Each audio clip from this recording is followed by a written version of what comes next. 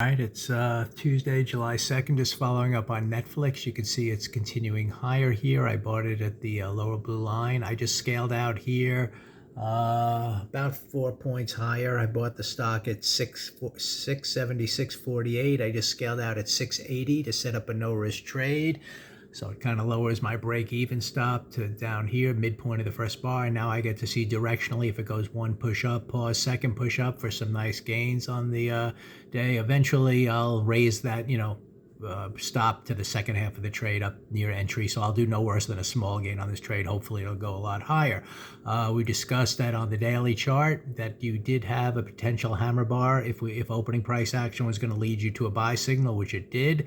Now we're heading up. We want to see first target, I guess, is kind of the midpoint of this selling tail right up in here, maybe the 683 area.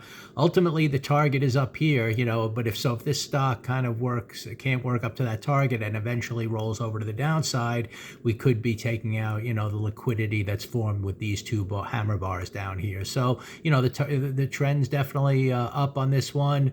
The question was what was going to unfold today as it was starting lower to take out these stops.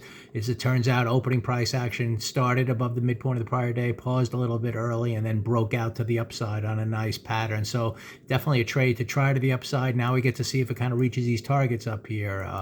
We'll find out. So it's moving up nicely on the 15-minute chart here. You can see it's up to almost, it's getting above 680. I scaled out. So, let's see if we get one push up, pause, second push up. We're going to see how it kind of works into the midpoint of that tail. And then ultimately, do we get to these highs or not? Or do we fail up here in kind of 1, 2, 3 fashion and maybe start lower? But for now, good opening price action to try a trade to the buy side. And that's kind of the way I judge price action relative to, if this hammer bar from yesterday was going to follow through higher or not. So clearly doing so, no risk trade right now.